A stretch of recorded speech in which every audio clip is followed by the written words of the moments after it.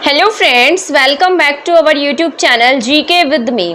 तो आज की क्लास में हम पढ़ना शुरू करेंगे इंडियन पॉलिटी यानी कि आपका जो सोशल साइंस है उसकी लास्ट क्लास। इसमें मैं आपको सारे के सारे जो भी इम्पोर्टेंट आर्टिकल्स हैं वो बताने वाली हूँ। ठीक है, मतलब जो जो इम्पोर्टेंट है या जो किसी ने किसी एग्जाम में पूछे गए हैं उन सब के बारे में आज की हमारी क्लास रहेगी। चाहे आप कोई भी एग्जाम दे रही हैं, सभी एग्जाम के पॉइंट ऑफ व्यू से जरूरी रहने वाली है। चाहे आप हरियाणा का कोई एग्जाम दे रहे हैं या आप चंडीगढ़ पीआरटी का या कोई भी टीचिंग एग्जाम का जिसमें सोशल साइंस पूछी जाती है, तो सभी के पॉइंट ऑफ व्यू से क्लास आपकी इंपॉर्टेंट रहने वाली है।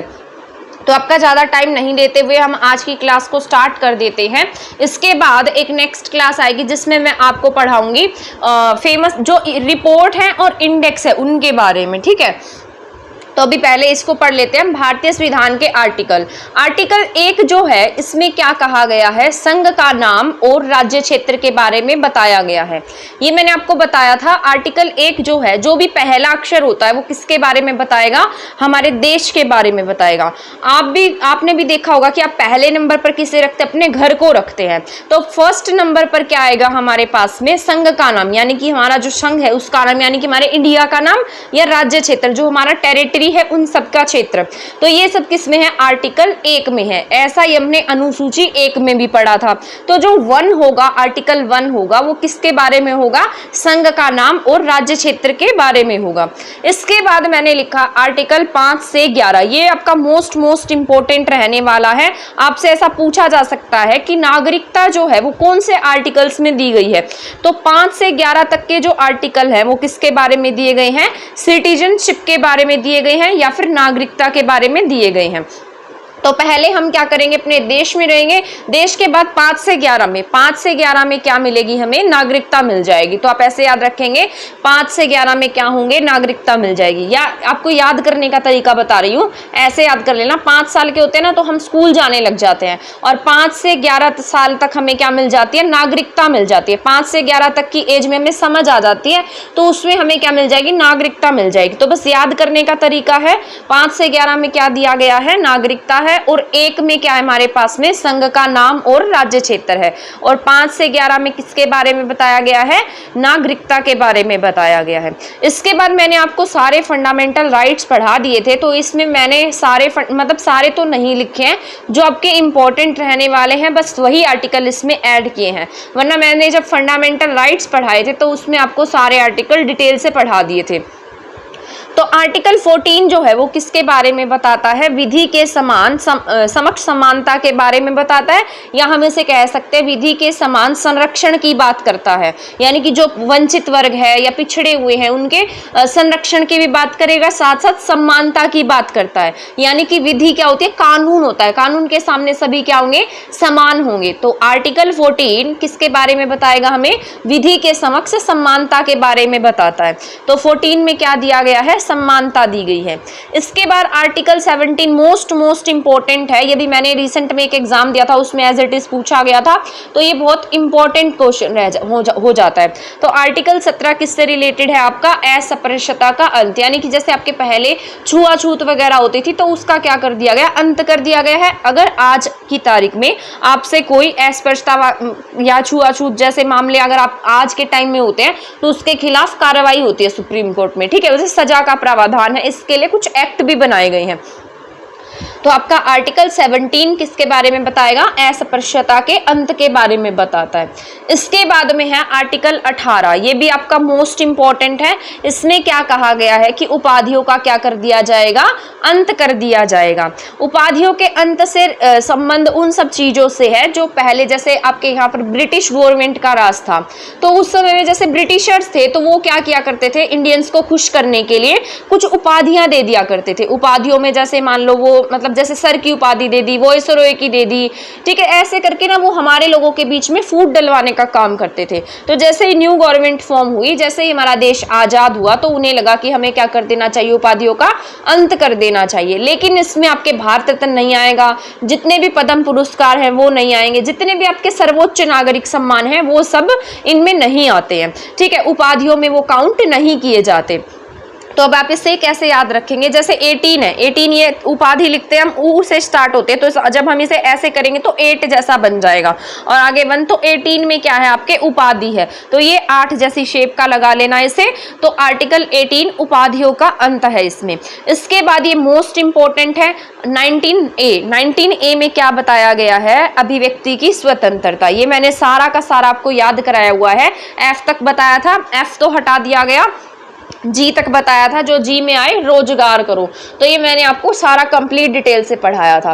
आर्टिकल 19A किसके बारे में बताता है, अभिव्यक्ति की स्वतंत्रता के बारे में बताता है, यानी कि right to speech, freedom to speech, यानी कि हमारे पास क्या है, स्पीच या बोलने का अधिकार है। आपने देखा होगा कि हम डेमोक्रेटिक कंट्री में रहते हैं और हम क्या कर सकते हैं, अपनी बात किसी भी तरीके से रख सकते हैं, ठीक है। हम अब मान लो कोई भी धरना कर सकता है, धरना प्रदर्शन शांतिपूर्ण धरने कर सकता है, कुछ भी बोल सकता है, बोलने की क्या स्वतंत्रता है, लेकिन उसमें ना हमें ऐसी बात नहीं कह सकते जिससे देश में कोई दंगा भड़क जाए या फिर जो देश के खिलाफ हो, ऐसी बातें हम नहीं कर सकते हैं। तो 19A किसके बारे में कहता है कि आप क्या कर सकते हैं, आपके पास अभिव्यक्ति की स्वतंत्रता, आप अपनी बात रख सकते हैं।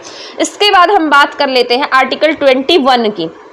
तो जो आर्टिकल 21 है वो किसकी बात करता है, आपके प्राण और दैहिक स्वतंत्रता की बात करता है, ठीक है। मतलब राइट टू लाइफ, आपके पास में जीने का अधिकार है, आपके पास पूर्ण अधिकार है कि आप सांस, स्वच्छ हवा में सांस ले सकते हैं, कहीं भी जा सकते हैं, जी सकते हैं। तो ये किस में आता है, प्राण और दैहिक स्वतंत्रता में आता है, ठीक है। आपसे जैसे आपकी प्राइवेसी है वो कोई नहीं छीन सकता। इसके बाद आ जाता है 21A, ये बाद में ऐड किया गया था, इसमें ऐड किया गया आपके 6 से 14 वर्ष के लिए क्या होगा, बच्चों के लिए शिक्षा के अधिकार की बात कही गई। तो ये किस में बात कही गई है, आर्टिकल 21A में कही गई है। इसके साथ साथ ये बात आपके उसमें मौलिक कर्तव्य में भी की गई है, ठीक है। इसके साथ साथ आपके मौलिक अधिकारों में भी कही गई है। तो 21A में किसकी बात है, 6 to 14 ईयर के एज की बात है कि आपके पास क्या होगा, शिक्षा का अधिकार होगा। इसके बाद है आर्टिकल 24, ये भी सारे मूल अधिकारी चल रहे हैं। आर्टिकल 24 में कहा गया है कि जैसे कारखाने होते हैं, कारखानों में बच्चों का काम करना क्या है, मना है। जैसे जो बहुत ज्यादा खतरनाक काम होते हैं, जैसे चूड़ी बनाने का, पटाखे के कारखाने, ऐसे कारखानों में बच्चे क्या नहीं कर सकते, काम नहीं कर सकते हैं, ठीक है। तो ये सब बात किसमें कही गई है, आर्टिकल 24 में कही गई है। इसके बाद आर्टिकल 25 जो है वो किसके बारे में बताता है, धर्म के लोगों के पास में क्या होगा, धर्म का प्रचार और प्रसार करने की स्वतंत्रता होगी। तो 25 में धर्म का प्रचार प्रसार करने की क्या हमारे पास में स्वतंत्रता है।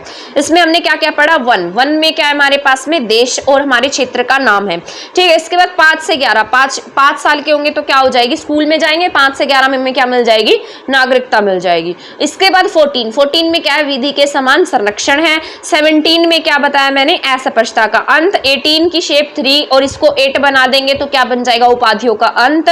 इसके बाद 19A में क्या है, राइट टू स्पीच है, अभिव्यक्ति की स्वतंत्रता है। इसके बाद 21 में हमने पढ़ा प्राण और दैहिक स्वतंत्रता, A लगा देंगे तो RTE बन जाएगा। 24 में कारखानों में बच्चों का काम जो है वो निषेध बताया गया कि काम नहीं कर सकते हैं। 25 में क्या है, धर्म का प्रचार और आचरण की स्वतंत्रता है। आई होप यहां तक आपको समझ में आ गए होंगे। इसमें सारे आर्टिकल मैं आपको पढ़ाने वाली हूँ जो इंपॉर्टेंट है, ठीक है। तो अब पढ़ लेते हैं आर्टिकल 32 के बारे में, मोस्ट इंपॉर्टेंट है, इसे हार्ट ऑफ कॉन्स्टिट्यूशन कहा जाता है। स्वैधानिक उपचारों का अधिकार है ये, तो ये बात आपको याद रख लेनी है, ये क्या है, स्वैधानिक उपचारों का अधिकार है। इसी के तहत क्या आती हैं, सुप्रीम कोर्ट की रीट्स आती हैं। इसी आर्टिकल के तहत अगर कोई हमारे अधिकारों का हनन करता है, ठीक है, तो उसके तहत हम क्या कर सकते हैं, सुप्रीम कोर्ट की शरण ले सकते हैं। तो आर्टिकल 32 ऐसे इंपॉर्टेंट हो जाता है, स्वैधानिक उपचारों का अधिकार है। आर्टिकल 38 की हम बात कर लेते हैं। आर्टिकल 38 में क्या बताया गया है, लोक कल्याणकारी राज्य की स्थापना की बात की गई है कि एक ऐसा कल्याणकारी राज्य स्थापित करेंगे। ये है DPSP, राज्य के नीति निदेशक तत्व की बात है। इसमें राज्यों को कुछ निर्देश दिए गए थे जिसके तहत राज्यों के कुछ रिस्पॉन्सिबिलिटीज होती है कि वो क्या करेंगी, अपने लोगों के लिए कुछ काम करेंगी। तो ऐसे ही आर्टिकल 38 में क्या कहा गया है कि आप क्या करें, एक लोक कल्याणकारी राज्य की स्थापना करें, यानी कि जिसमें क्या कर सके, लोगों का कल्याण कर सके। तो ये 38 में कहा गया। ये मोस्ट इंपॉर्टेंट है, ये भी मैंने अभी रिसेंट में एग्जाम दिया तो उसमें ये क्वेश्चन पूछा गया था, तो ये बहुत जरूरी हो जाता है।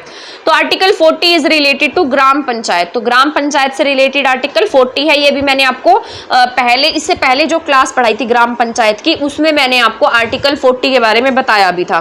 तो आर्टिकल 40 किससे रिलेटेड, आपके ग्राम पंचायतों के गठन से रिलेटेड है, तो ये बात भी आपको याद रख लेनी है। ये भी इंपॉर्टेंट है आर्टिकल 44, ये आपने न्यूज में भी बहुत बार सुना होगा, क्योंकि ये चलता रहता है, न्यूज इसके बारे में बताती रहती है, ठीक है। तो समान नागरिक संहिता की बात कही गई है। जब भी इलेक्शन वगैरह आते हैं ना, तो आपने इसके बारे में जरूर सुना होगा कि इस स्टेट ने अपने यहाँ पर समान नागरिक संहिता लागू कर दिया।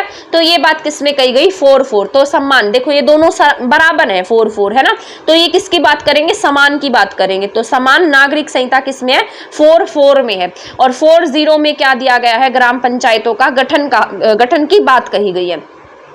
इसके बाद है आर्टिकल 47 में क्या है, पोषण का अधिकार है। तो यहाँ पर 47 में क्या आता है हमारे पास में, पोषण का अधिकार आता है, ठीक है। इसके बाद 50 है, 50 भी इंपॉर्टेंट हो जाता है। 50 में कहा गया है कि कार्यपालिका से क्या होगी, न्यायपालिका अलग होगी, ठीक है। यानी कि जैसे आपने देखा होगा कि जो आपकी न्यायपालिका है वो अलग डिसीजन मेकर होती है, उसके ऊपर सरकार का कोई अधिकार नहीं होता कि सरकार अपने निर्णय वहां से चेंज करा सके, तो ऐसा नहीं होता है।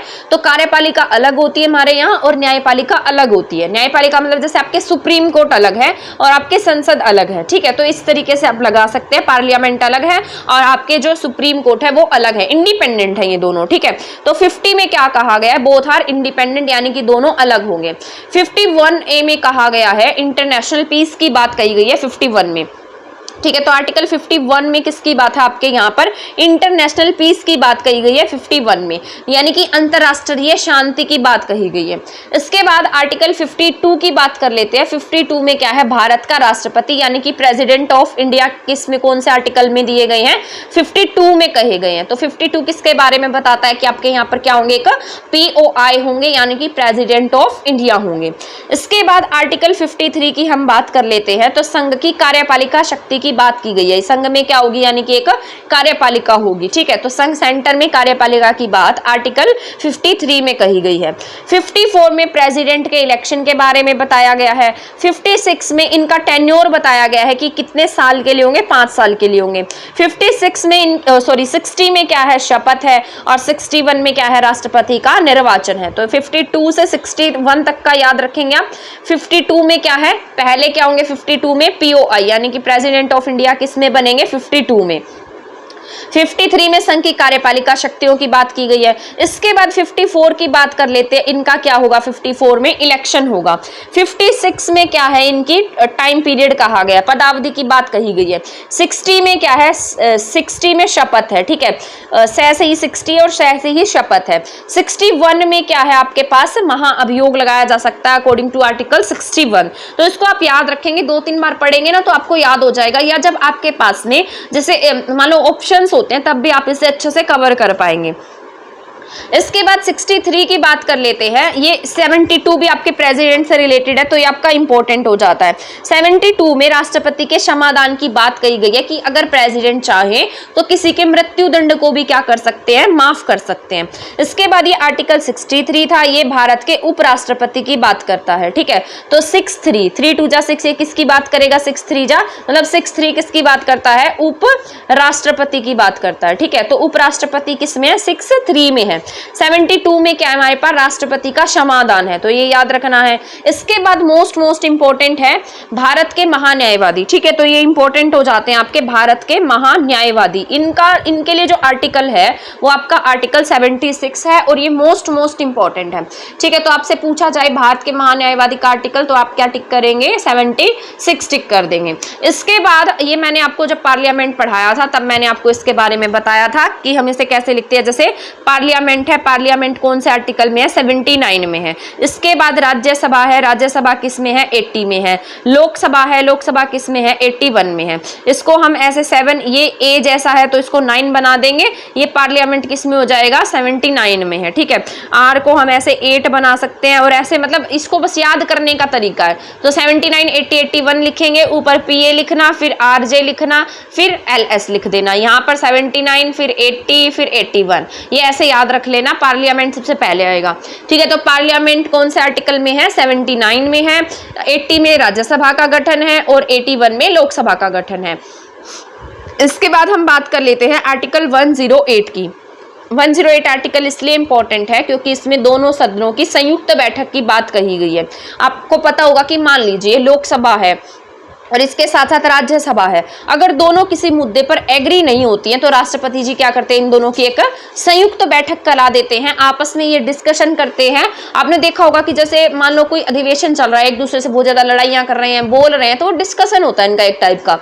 तो ये कौन से आर्टिकल के तहत होता है संयुक्त बैठक, इनकी 108 के अकॉर्डिंग होती है। ठीक है, इसके बाद आर्टिकल 110 है, 1110 है। ठीक है, 110 है, 110 में किसकी बात कही गई है, 110 में धन विधेयक की बात कही गई है। ठीक है, तो 110 में क्या है, धन विधेयक है। और आपको ये पता होना चाहिए कि धन विधेयक केवल लोकसभा में ही पेश किए जा सकते हैं। और कौन डिसाइड करता है कि ये धन विधेयक है या नहीं, उस पर आपके जो लोकसभा के स्पीकर होंगे ना, उनके सिग्नेचर होंगे और उसके साथ साथ एक स्टैंप लगी होगी जो क्या बताएगी कि जो ये किसके बारे में बताएगी, धन विधेयक के बारे में बताने वाली है। इसके बाद 112 में किसकी बात कही गई है, वार्षिक वित्तीय विवरण यानी कि बजट की बात किसमें है, 112 में है। तो 110 में धन विधेयक है, 112 में वार्षिक वित्तीय विवरण है। तो ये याद रखना है। 108 में संयुक्त बैठक है। तो 108 में मैंने आपको बताया संयुक्त बैठक, 110 में मैंने आपको बताया धन विधेयक और 112 में हमने क्या पढ़ा, बजट के बारे में। अब इसके बाद अलग से स्टार्ट हो जाता है आर्टिकल 123, ये मैंने आपको पढ़ाया हुआ है, 123 एंड 231। 123 में राष्ट्रपति का अध्यादेश है और 231 में राज्यपाल का अध्यादेश है। ये किसी भी स्टेट में होगा और ये पूरे भारत में होगा। तो आर्टिकल 123 किसके बारे में बताता है, राष्ट्रपति के अध्यादेश के बारे में बताता है। ठीक है, तो इसके बाद आर्टिकल 124 क्या है, सुप्रीम कोर्ट की स्थापना होगी 124 में। मैंने आपको बताया था आर्टिकल 124 किसके बारे में है, सुप्रीम कोर्ट की स्थापना के बारे में बताता है। ठीक है, ये मैंने सारा आपको पढ़ा दिया था। 28 जनवरी 1950 को सुप्रीम कोर्ट की स्थापना हुई थी और ये सारा का सारा मैं आपको पढ़ा चुकी हूँ। इसमें जब ये बनाया गया था तो 1+7 मेंबर्स थे, हम सब पढ़ चुके हैं। इसके बाद आर्टिकल 129 में किसके बारे में बताया गया कि एक क्या होगा, अभिलेख न्यायालय होगा। अभिलेख का मतलब होता है कि जहां पर ना मतलब एक तरीके से आर्चीव्स बोल सकते हैं हम, जैसे रिकॉर्ड्स रखे जाते हैं, पुराने रिकॉर्ड्स, पुराने केसेस के रिकॉर्ड रखे जाते हैं कि पहले ये क्राइम हुआ था तो इसके लिए ये प्रावधान किया गया था, इस तरीके से ये केस चला था, इतनी सजा हुई थी। तो जैसे ये क्या करेंगे, इनका अध्ययन करने के लिए होते हैं अभिलेख न्यायालय या टाइप ऑफ सबूत के तौर पर रखे जाते हैं कि आगे आने वाले टाइम में मान लो कोई ऐसा केस आता है तो ये क्या कर सकते हैं, उसकी स्टडी कर सकते हैं। तो ये आर्टिकल 129 में रखा गया है। 143 मोस्ट इंपॉर्टेंट है। 143 में कहा गया है कि जो प्रेसिडेंट है वो क्या कर सकते हैं, सुप्रीम कोर्ट से सलाह ले सकते हैं। ये सुप्रीम कोर्ट की मर्जी है, वो चाहे तो हमारे प्रेसिडेंट को सलाह दे भी सकती है और चाहे तो नहीं भी दे सकती। इसके बाद भी मोस्ट इंपॉर्टेंट है आपका आर्टिकल 148। इसमें बताया गया आपके कैग के बारे में। ये मैंने आपको कल पढ़ाया था, कल की क्लास में, सॉरी इससे पहले वाली जो क्लास थी उसमें मैंने आपको बता दिया था। तो इसमें क्या लिखा है, controller auditor general of India, नियंत्रक महालेखा परीक्षक एट प्रेजेंट आपके गिरीश चंद्र मुर्मू जो हैं वो क्या है, कैग हैं। ठीक है, इसके बाद है आर्टिकल 153 में राज्य के राज्यपाल के बारे में बात कही गई है। सॉरी पेज कहाँ गया, एक मिनट, हमारा पेज स्लाइड डाउन हो गया। ठीक है, तो ये 161 जो है ना वो किसके बारे में बताता है, राज्यपाल का समाधान बताता है। तो 153 में क्या कहा गया है, राज्यों के राज्यपाल होंगे। 161 में राज्यपाल का समाधान कहा गया है। तो राज्यपाल बस किसी की क्षमा को थोड़ा कम कर सकते हैं, मतलब किसी के क्राइम को कम कर सकते हैं, लेकिन उनको मौत की जो सजा होती है ना उसको माफ नहीं कर सकते। वो राइट सिर्फ और सिर्फ आपके प्रेसिडेंट के पास में होता है और वो किसके अकॉर्डिंग होगा, आर्टिकल 72 में मैंने अभी आपको बताया था। ठीक है, 161 में राज्यपाल का समाधान है और 72 में प्रेसिडेंट का समाधान है।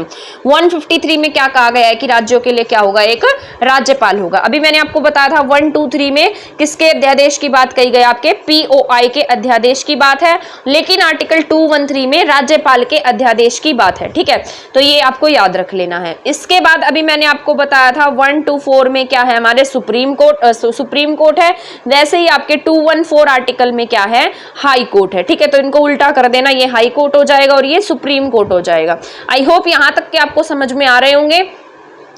इसके बाद है आर्टिकल 226 मैंने अभी आपको बताया था ना, आर्टिकल 32 में आपके सुप्रीम कोर्ट के रीट्स हैं और आर्टिकल 226 में किसकी रीट्स की बात कही गई है, आपके हाई कोर्ट की रीट्स की बात कही गई है। तो ये याद रख लेना, इंपॉर्टेंट आर्टिकल्स हैं ये जो मैंने इसमें लिखे हैं। और अगर मान लो आर्टिकल्स में से कुछ पूछा जाता है तो इनमें से कोई ना कोई क्वेश्चन जरूर बन सकता है, ठीक है। इसके बाद है 246A, इसमें जीएसटी की बात कही गई है 246A में, ये नया है तो इसको याद रख लेना, जीएसटी की बात किसमें है, 246A में है। इसके बाद आर्टिकल 263, ये इंपॉर्टेंट है, इसके तहत सरकारी आयोग का गठन किया गया था और इसमें अंतरराज्य परिषद का गठन किया गया है। तो 263 में क्या है, अंतरराज्यीय परिषद का गठन है। इसके बाद है आर्टिकल 263 में क्या है, संचित निधि है, भारत की संचित निधि। तो आप अब सोचेंगे कि अब ये संचित निधि क्या है, टाइप ऑफ आप कह सकते हैं कि इसमें ना हमारे टैक्स का पैसा जाता है जिससे जो सरकार है वो काम करती है, सरकार चलती है। तो 266 में किसकी बात कही गई है, संचित निधि की है, ठीक है।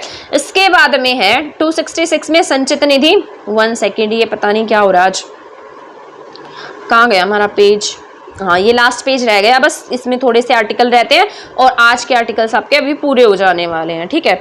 आई होप ये आपके लिए हेल्पफुल रही होगी क्लास और आपको समझ में भी आई होगी। तो हम जान लेते हैं, ये भी मैंने आपको कल बताया था, आर्टिकल 280 में वित्त आयोग की बात कही गई है। आपके यहाँ पर क्या होगा, एक फाइनेंस कमीशन होगा, ठीक है, ये आर्टिकल में दिया गया। तो कैसा आयोग है ये, संवैधानिक आयोग है, क्योंकि इसका जिक्र किसमें किया गया, आपके संविधान में किया गया है। तो आर्टिकल 280 में किसके बारे में बताया गया, फाइनेंस कमीशन के बारे में बताया गया है, ठीक है।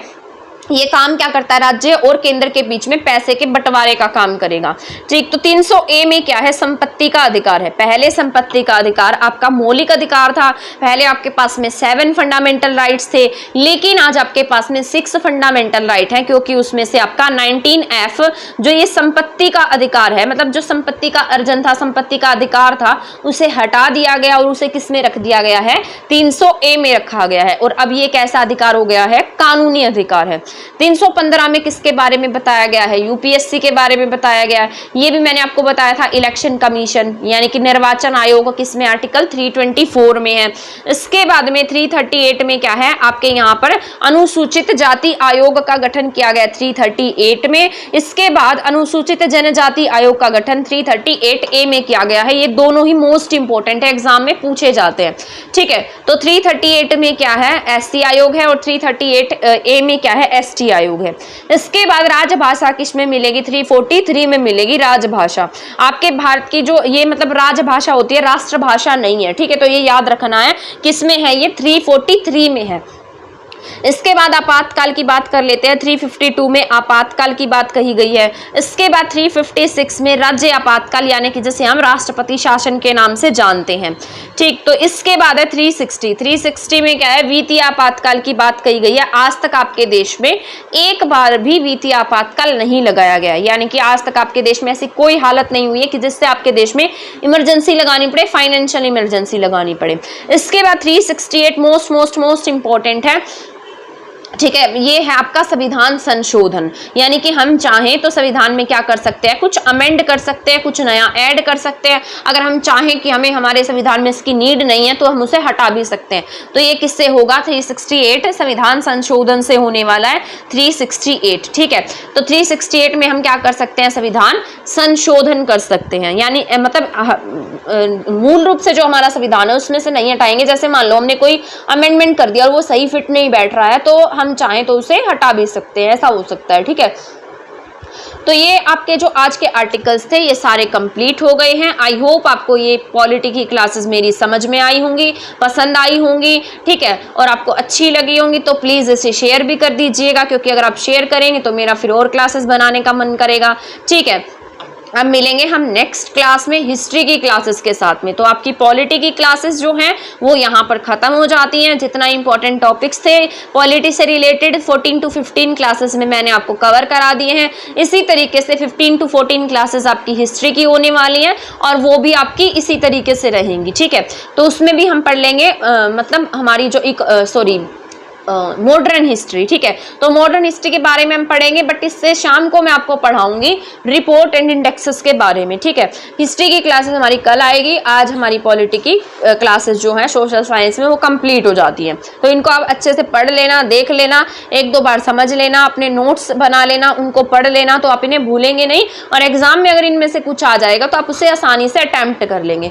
तो मिलेंगे हम हमारी नेक्स्ट क्लास में नेक्स्ट टॉपिक्स के साथ, तब तक आप हमारे चैनल के साथ बने रह सकते हैं। अगर आपने हमारा चैनल सब्सक्राइब नहीं किया तो प्लीज इसे सब्सक्राइब कर दीजिएगा और शेयर नहीं किया तो प्लीज इसे शेयर भी कर दीजिएगा। और हाँ, जो मैंने टॉपिक्स पढ़ाए हैं इन्हें एक बार लूसेंट की बुक से भी पढ़ लेना, आपकी और क्लियर मतलब और भी क्लैरिटी आ जाएगी इस टॉपिक में। तो मिलेंगे अब नेक्स्ट क्लास में नेक्स्ट टॉपिक के साथ, तब तक के लिए थैंक यू, धन्यवाद।